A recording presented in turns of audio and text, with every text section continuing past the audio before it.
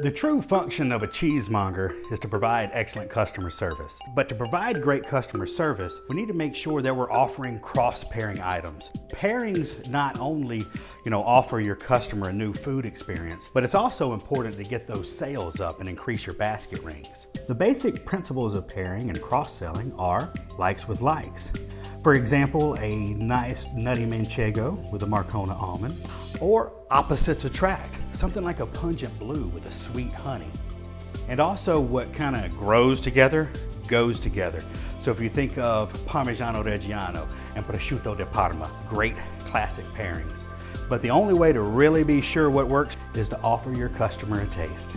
So let's jump in and just try a couple of these great pairings. So we're back with more white rindeless cheese that looks just like the last group of white rindeless cheeses we were pairing with, except for this guy.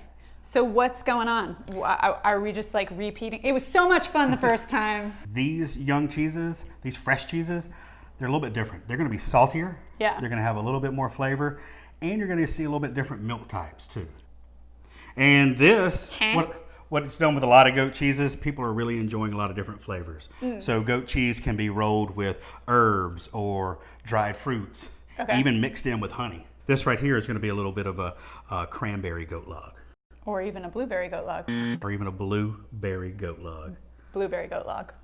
I went a little more kind of classically inspired the last round. I think I like that approach. So I have some stuff I pulled. Do you have I've got some stuff okay, where the last round I went a little crazy. Not so crazy this time. Medium crazy. Medium crazy.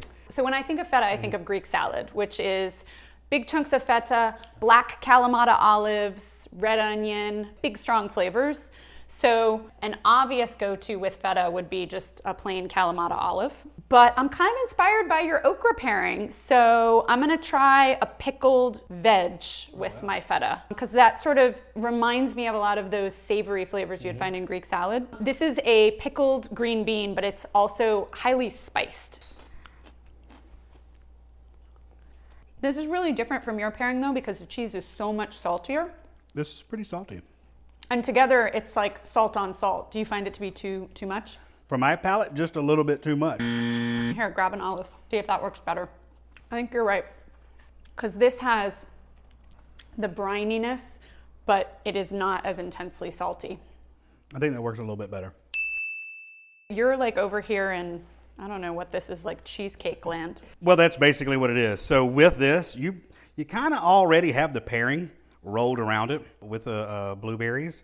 So really what I want here is a crunch. Yeah. This is soft. You got the dried fruit. So I'm gonna a little bit out on the limb here, and I'm going with like a toasted sesame flatbread. That's not that great. Why? What makes a bad pairing? Bad pairings are really helpful. I mean, you learn a lot from a bad pairing. It's the toasted sesame. Is it toasted sesame seeds are not really calling out for something sweet. The crunch really helped break something up, but yeah, that's a savory sweet that really missed the mark. I wouldn't suggest this one. I brought a backup just in case. The cheese is really desserty. Sweet. It's really sweet and desserty. So I'm going to match it up with a little bit of a cranberry crisp. Oh, cool. So this is a little bit sweet as well. So I think the sweet and sweet, like with like, much better. Oh yeah. I've also got goat cheese here. Tangy, spreadable. I feel like you want something crunchy. I'm gonna sort of go in that sweet direction. This is like a wafer cracker. Very thin, very delicate. And then some fig jam. And I guess you could do honey here. I like the fig jam because it's kind of sweet, but not as cloying as honey. And I think you could also do this really well just by putting the goat cheese on a dried fig.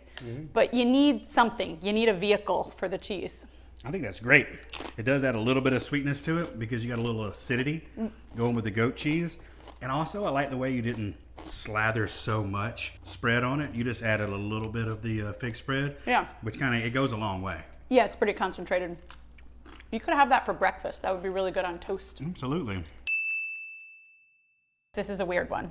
This one is typically going to be grilled. This is actually halloumi. Yes, it's very weird. You put it on a grill and it doesn't lose its shape. It doesn't melt. It is intensely salty. It is an awesome burger alternative. Absolutely. For your vegetarian friends or even your meat eating friends. I'm gonna pair it up right now with a little bit of honey. So I'm gonna go with opposites attract, salty sweet.